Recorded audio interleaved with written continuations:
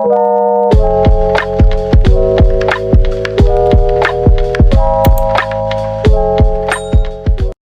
semua, ya senang bisa menyapa kalian lewat channel YouTube saya. Kiranya kita semua dalam keadaan selalu baik. Nah, di sini saya akan berbicara mengenai keterampilan dalam berkomunikasi. Tapi sebelum itu, saya akan menjelaskan pengertian dari keterampilan komunikasi itu sendiri. Nah, keterampilan komunikasi adalah kemampuan seseorang untuk menyampaikan sesuatu yang menjadi buah pikiran, ide, gagasan, atau pesan kepada orang lain secara efektif guna menyampaikan tujuan yang dimaksud oleh orang tersebut. Nah, pasti kalian juga akan bertanya-tanya, kenapa sih kita harus memiliki keterampilan komunikasi?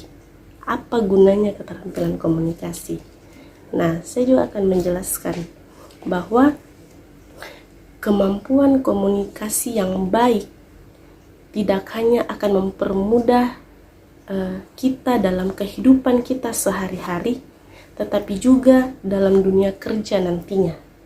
Pasti kalian kan akan kerja nantinya. Ada yang mungkin sekarang masih dalam perkuliahan, dan dalam perkuliahan juga kita membutuhkan komunikasi, keterampilan komunikasi yang baik, apalagi dalam presentasi atau berbicara kepada dosen. Itu juga membutuhkan skill dalam berkomunikasi.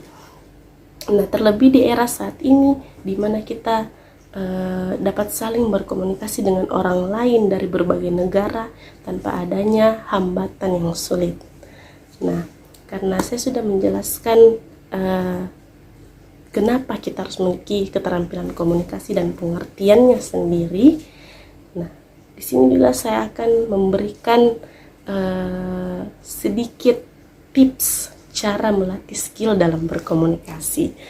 Gaya banget. Nah, yang pertama itu kita harus belajar berbicara di depan umum. Misalnya pada saat yang tadi saya katakan, presentasi di kelas, kalau misalnya kita masih berkuliah, atau misalnya yang kerja dalam dunia meeting dan segala macamnya. Nah, yang kedua adalah mempelajari dasar-dasar komunikasi nonverbal. Contohnya itu saat kita berbicara di depan umum, kita harus melatih diri kita untuk menatap semua orang atau audiens. Nah, yang ketiga itu bukan hanya kita yang mau didengar. Nah, kita juga harus aktif dalam mendengar. Pastikan kita tahu secara keseluruhan, baru kita memberikan respon terhadap hal itu. Nah, setelah itu kita minta feedback dari orang lain. Lalu yang kelima itu, tips yang kelima adalah memikirkan hal yang akan kita ucapkan.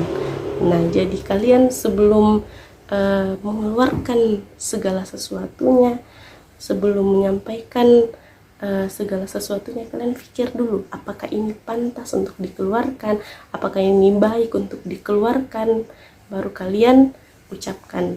Karena kalau misalnya kita salah dalam mengucapkan kalimat saja, orang sudah memandang kita bahwa itu tidak baik dan segala macamnya. Nah, mungkin kalian bisa pahami.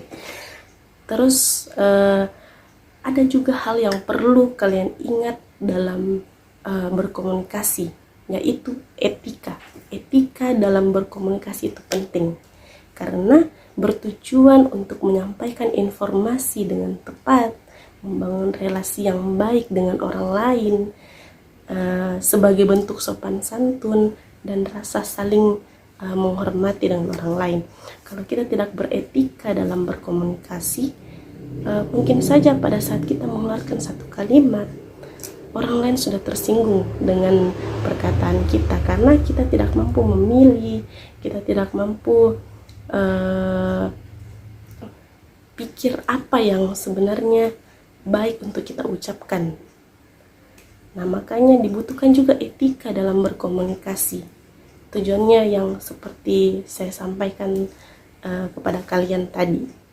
Nah, oleh karena itu jangan kita pernah menyepelekan keterampilan komunikasi, karena keterampilan komunikasi ini sangat-sangat kita butuhkan dan banyak manfaatnya untuk kehidupan kita saat ini dan nantinya juga. Nah, itu mungkin saya bisa berbagi sedikit kepada kalian mengenai keterampilan berkomunikasi. Terima kasih guys, see you.